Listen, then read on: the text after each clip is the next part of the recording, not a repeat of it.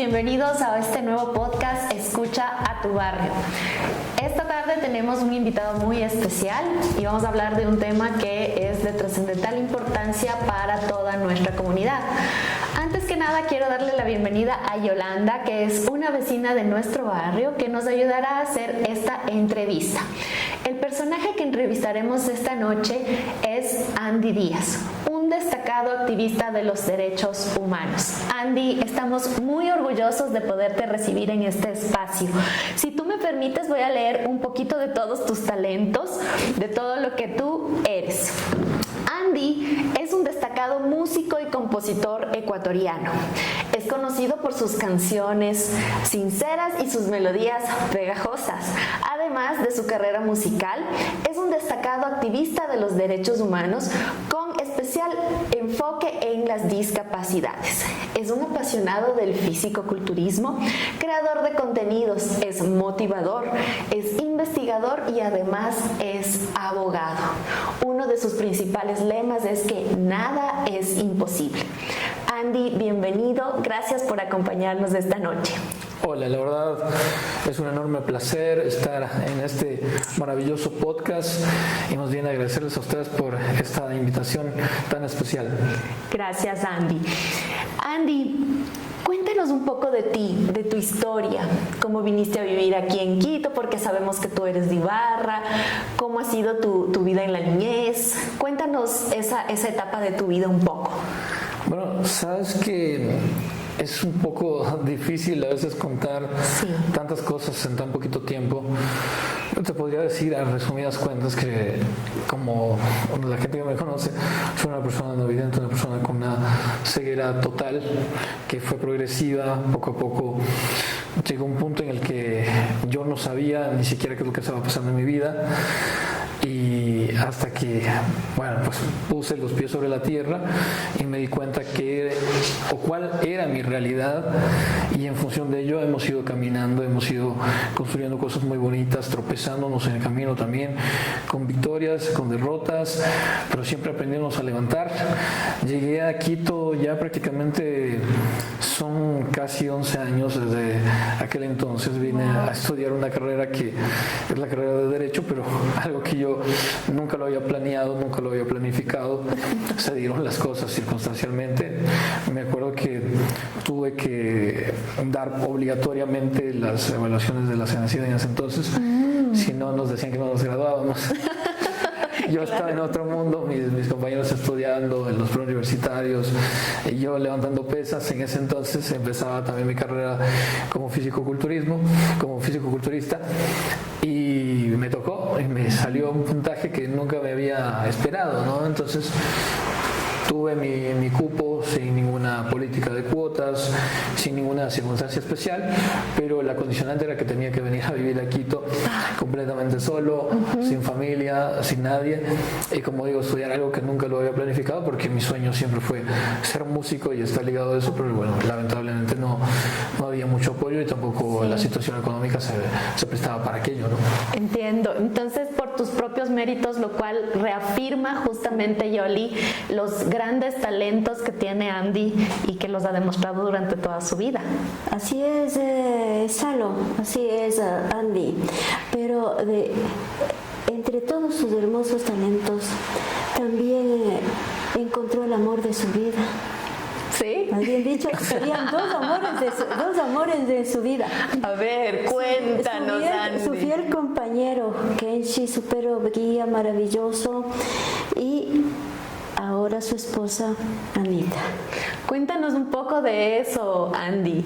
¿Cómo es tu relación? Primero hablemos de Kenji, que tuvimos la oportunidad de conocerle en la tercera caminata por la seguridad y convivencia ciudadana que hicimos aquí en nuestro barrio, y el primer festival de mascotas donde Kenji fue uno de los grandes ganadores con el primer lugar por sus grandes talentos. Cuéntanos un poco de Kenji y después hablaremos, por supuesto, de su bella esposa. Sabes que es un sueño hecho realidad, porque una de las grandes complicaciones que enfrentamos las personas cuando no podemos ver es movilizarnos con mayor seguridad y con mayor autonomía. Siempre tienes un bastón blanco que implica muchos riesgos por el sinnúmero de obstáculos obstáculos y por nuestra propia realidad de las ciudades ecuatorianas. Por supuesto. Y luego, pues, un perro de asistencia, digo, es un sueño porque en Ecuador no es hasta el 2017, y luego yo lo conocí más o menos en la época de pandemia, que sabía de la existencia de una escuela especializada. En el 2017 llegó al Ecuador la Escuela de Perros Ecuatorianos, porque si no tenías que entrar en las largas listas de la escuela de Bogotá, las escuelas de los Estados Unidos, de España, o tener que costearte lo que implica un perro de la escuela de Argentina. Entonces era un tema súper complicado y en su momento se dio y llegó de una manera muy especial, porque incluso Kenshi ya estaba asignado a otra persona. Esa persona declinó su postulación por un viaje a los Estados Unidos. Y algo que es sumamente particular, atípico, especial, es que él estaba en la primera entrevista que yo tuve con la escuela y se acercó hacia mi persona. Entonces, digamos que de alguna manera fue un acercamiento muy personal, muy... Te escogió. Exactamente, ¿no? Un amor a primera caricia, digamos, en este caso. Conexión, amor instantáneo. Y bueno, hemos ido construyendo ese vínculo y ese binomio, porque es un trabajo siempre en equipo. El perro de asistencia te brinda mucha más seguridad, autonomía, independencia, menos riesgo de sufrir cosas que le hemos sufrido con bastón blanco, de lastimarte, de golpearte con un montón de obstáculos, pero siempre es un trabajo en equipo donde la persona tiene que estar muy preparada, de saber a dónde va, de tener muy afinado el oído para los cruces, que siguen siendo un gran obstáculo en mi vida, porque cuando conocí el tema de la realidad de los perros de asistencia me di cuenta que no era tan sencillo como creemos, que a veces es como un robot que ya te va a llevar a todos lados y que te va a ayudar a cruzar sin problema, pero no es tan fácil, ¿no? Hasta crear el vínculo y todo este trabajo con Kenji. Ahora, como bien dice Yoli, hablemos de tu esposa, que es un gran pilar en tu vida ahora. Cuéntanos cómo se conocieron, qué significa ella en tu vida. Sabes que yo le conocí a ella en el 2017, ya llevaba casi 3 años en la ciudad, y por temas, bueno, son causalidades de la vida, porque yo iba a un evento con unas compañeras, al final la una nos dejó plantados, y luego por una conversación con una hermana de Anita, ella estaba saliendo con un músico del conservatorio, y al escuchar eso dije, música. Te latió el corazón instantáneamente. Entonces terminamos haciendo música en la casa de Anita y la conocí en esa ocasión. De ahí me parece que nos encontramos una vez más por esas mismas cuestiones de compartir temas musicales. Ella también hacía música en su momento, y de ahí nos dejamos de encontrar durante mucho tiempo. La vuelvo a encontrar a fines del 2019 y nuestra relación empieza en plena pandemia en mayo del 2020. Y bueno, pues nos casamos el año pasado, así que es más o menos esa la cronología. Hermoso. Veo que la música también es algo que no solo te ha unido con el amor de tu vida, sino que siempre ha estado presente en tu vida, Yoli. Entonces queremos preguntarte, Andy, ¿de dónde viene esa pasión? ¿Qué te ha despertado la música? Entiendo, y me voy a adelantar, que tienes ya un sencillo lanzado que se llama Te Encontré. ¿Puedes conversarnos un poco de esa faceta de tu vida? Sabes que la música para mí es esa parte que hace especiales a las personas, que te permite sacar eso que a veces no lo puedes hacer, a veces ni siquiera con palabras, con acciones. A veces te libera, ¿no? La música te libera. Una de mis profesoras siempre dice eso, ¿no? La música es libertad. Y yo viví una época bastante complicada, problemas a veces en la casa, a veces tienes problemas en la escuela, en el colegio, y para mí la guitarra, que fue lo primero que aprendí a los 12 años, y particularmente la guitarra eléctrica, fue para mí ese espacio de escape, donde yo me reencontraba conmigo mismo y podía expresar aquellas cosas que no las podía decir a los demás. Ahí es donde nace ese amor por la música. Siempre lo quise estudiar formalmente, como digo, no lo pude hacer.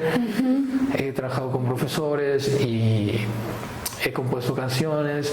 Grabé la primera en dúo con Anita, que fue una canción que se la compuse a ella en el 2020 y la grabamos por allá en el 2021, 2022, si no me equivoco.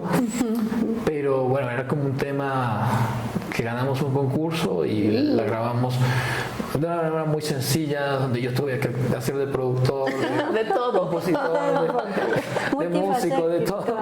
Sí. Pero viene un tema que es revelador para mí. Yo me levanto un día y digo, esto ya lo tengo que hacer porque lo postergué tanto tiempo. Me acuerdo que pasaron muchas cosas. Una de ellas es que yo perdí una guitarra muy especial porque me robaron cuando me fui de vacaciones, cuando era estudiante. Y era muy especial porque yo toqué en muchísimos lugares con esa guitarra. Más que un valor económico, era un valor muy fuerte a nivel sentimental. Y postergué por eso muchísimos años, toda mi carrera de derecho, sin la guitarra, sin esa gran pasión que yo tenía. Llega ese momento de revelación y de inspiración que me dice, tienes que levantarte y empezar a hacer música. Eso me pasa como en septiembre del año pasado y empiezo a buscar, y ahí contacto con una productora y empezamos a trabajar esto que tú comentas, que es un proyecto completo de 5 temas. Ya está lista la segunda canción también, o la he lanzado todavía, que es en cambio el otro lado, ¿no? De la primera Te encontré es una canción que habla sobre esa primera etapa del amor, cuando tú te ilusionas, y en este caso particular es que cuento un poco de lo que fue nuestra historia, lo que decía anteriormente.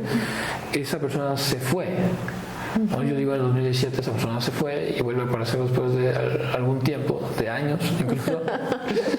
Y entonces habla de que a veces conoces a una persona especial, esa persona se va por diversas circunstancias, pasan por tu vida un montón de cosas que puede ser lo que yo digo en la canción, falsos amores que a veces abren heridas. Y vuelves a encontrar a esa persona y te das cuenta que eso es realmente lo que tú estás buscando y que es lo especial, ¿no? Eso es lo que habla Te encontré y dice a la vida, es un canto a la vida, decir, sabes que estoy muy agradecido porque al fin nuestros caminos se cruzaron o se volvieron a cruzar y estoy encontrando esa alegría y esa felicidad que tanto anhelaba. Y es un disco que habla sobre las etapas del amor. Tenemos ya 2 canciones que están en lista, la una que ya está lista, está terminada, que es una canción que habla de una etapa opuesta, del otro lado, donde existen rupturas, donde, por ejemplo, tuve un adelanto cuando dices, sabes que se terminó, pero realmente yo sí quería estar contigo. Y es algo muy profundo que lo hemos querido manejar desde esa óptica, y eso es lo que estamos haciendo, un disco que habla sobre muchas facetas de las relaciones amorosas, digamos, de alguna manera.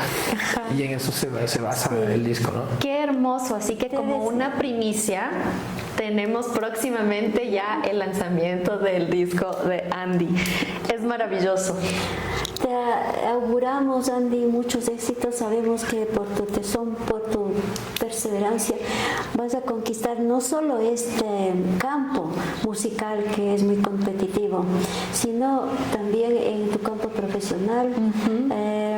Nos has comentado también que eres defensor de los derechos de las personas con discapacidad y que llegaste a la asamblea y recibiste en la asamblea, premio. Sí.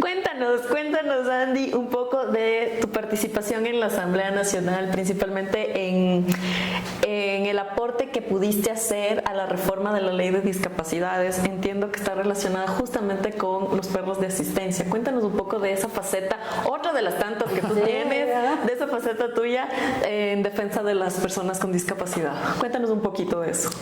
Es una cuestión que surge de hace muchos años atrás. Llevo prácticamente en la defensa de derechos humanos, en la formación política y siempre persiguiendo las mejoras por una sociedad mejor. Desde niños decíamos algo que parece utópico y siempre creíamos que era utópico: cambiar el mundo. ¿Cuál es tu sueño? Decían de niños, cambiar el mundo. Es verdad. Y luego cuando te pones a reflexionar y dices, pero Esta chicos estaban realidad locos. es clara. Es verdad. ¿Qué estoy haciendo? Y luego te das cuenta que realmente es una frase muy reveladora que no es literal, sino que lo que quiere decir es que con un pequeño cambio que tú haces puedes ir cambiando el mundo poco a poco.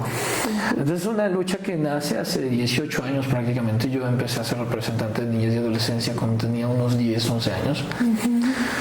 Y empezamos con pequeños cambios, pequeñas revoluciones, digamos, por ahí en temas de discapacidad, que termina cristalizándose sin querer queriendo en un tema que yo empecé en las mesas de diálogo iniciales, luego por diversas circunstancias no pude estar cerca, pero la vida siempre te da revanchas, ¿no? Y en un momento en el que yo no me lo esperaba, tuve la oportunidad de hacer mi propia reforma, presentar mi propio proyecto a un proyecto, valga la redundancia, que ya se estaba discutiendo. Sí.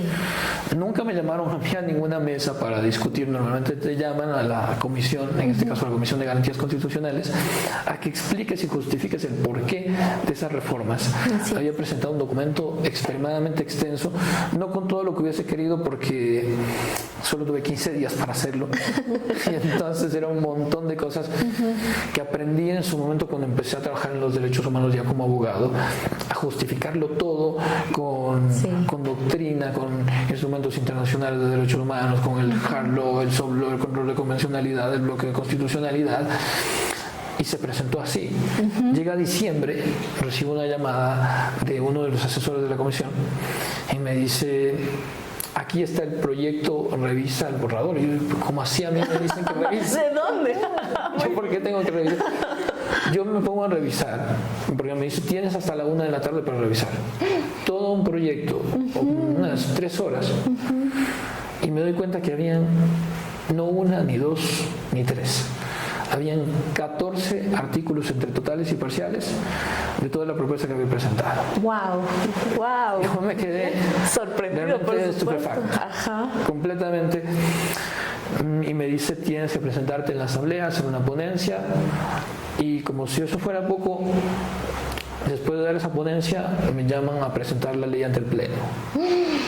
Entonces fue algo fantástico para mí, porque es la concreción de una lucha que hemos batallado un montón de tiempo y que hemos sufrido un montón de cosas. Y otra cosa más que se suma es que esta ley fue vetada parcialmente, pero ni una sola de las reformas que nosotros propusimos fueron tocadas.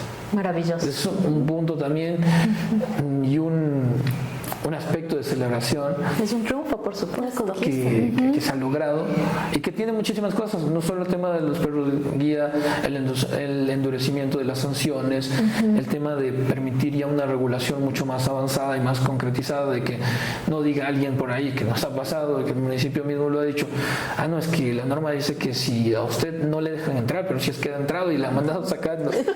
Entonces estamos un poco más dando una mayor seguridad jurídica. Y luego están muchos otros temas que a veces parecerían ser un poco baladíes, pero no terminan siendo así, sino que estamos, por ejemplo, garantizando lo que establece el artículo 12 de la Convención del 2006 de Naciones Unidas, que es la capacidad jurídica de las personas con discapacidad, que muchas veces se ve soslayada por artículos como el 31, si no me equivoco, de la ley notarial, que impide a una persona, dice, los ciegos no pueden suscribir un contrato o celebrar actos o contratos sin que exista un testigo. Y a veces ni siquiera respetan que sea un testigo, sino que te piden dos y demás. Sí. Y hay muchísimas cosas a veces paradójicas. Son abogados que hacen la minuta y ellos mismos tienen que ir a presentar un testigo y cosas de ese tipo que están totalmente prohibidas a nivel internacional. Ajá. Por el comité también, y todo eso se justificó. Hay muchísimas cosas, incluso las medidas de protección para personas con discapacidad, la seguridad en el trabajo para personas que tienen contratos ocasionales, todo justificado bajo los estándares de la Corte Constitucional, y bueno, todo ese compendio de aspectos jurídicos que nos permitieron concretizar muchas cosas que hemos luchado. Todavía hace falta muchísimas cosas más, pero ya es un primer triunfo que no me lo esperaba y que terminamos logrando. Maravilloso, Andy. Es en realidad inspirador. Todo hablar contigo en cada faceta de tu vida, de esas etapas multidisciplinarias que tienes, es realmente motivador, y nos podríamos quedar mucho tiempo conversando contigo. Sí. Andy, un último mensaje cortito para esa juventud que ahora está tratando de encontrar como un norte. Tú siempre dices que lo imposible es no intentarlo y que en realidad nada es imposible, que el límite es el cielo. ¿Qué quisieras decirles en un mensaje cortito a esa juventud para motivarlas, así como lo has hecho esta noche con nosotros en este podcast? Es una frase que escribo en el año 2012, tenía 16 años en aquel entonces, y la he ido complementando poco a poco y la he ido entendiendo a mi manera y en función de la experiencia que he podido tener en esos años. Nada es imposible, lo imposible es no intentarlo. Es una frase que se complementa con el hecho de decir, ¿sabes por qué nada es imposible? Porque al menos si es que tú no lo intentas, nunca sabrás si realmente fue imposible. Es algo que te revela que si tú no persigues tus sueños en este momento, en el ahora, cuando puedes, cuando estás vivo y cuando sabes que la vida es tan corta, para desperdiciarla haciendo cualquier cosa por ahí, o quedándote o dejándote llevar por la pereza, por la dejadez de hacer ciertas cosas, o por posponer ciertas cosas, nunca vas a saber si realmente podías llegar a tener éxito en algo que tú soñabas, que tú querías, y no vas a tener tampoco ese remordimiento cuando tú, no sé, tengas 60, 70 años y ya no tengas la misma fuerza para poder enfrentar esos mismos desafíos. Al menos dirás, o te dirás a ti mismo, yo lo intenté y descubrí que realmente no se pudo, pero al menos no tengo esa deuda pendiente conmigo. Siempre le digo a la gente que lo más importante es que sigan soñando y que sigan creyendo en sí mismos, porque el límite, cuando tú sueñas cosas pequeñas o crees en cosas pequeñas, vas a conseguir cosas pequeñas. Y cuando tú crees en cosas utópicas, grandes, infinitas, aparentemente imposibles de lograr, por lo menos lo más pequeño se va a cumplir. Y creo que la gente tiene que darse cuenta que a veces uno, lamentablemente, yo no puedo ver, pero siempre he intentado demostrar a la gente en el deporte, que es otra faceta, ¿no?, muy interesante. Yo era una persona que pesaba 48 kilos, nunca me rendí por más de que se hayan burlado y todo, siempre había un montón de cosas, el clima, el cambiarte de ciudad. Estuvimos en el 2018 en el Ministerio de Ecuador, nunca me imaginé llegar hasta allá, y por ejemplo en mi mejor momento logré aumentar 80 kilogramos. Entonces te das cuenta de que realmente no existen límites en la vida. Andy, para nosotros es un honor haber conversado esta noche contigo.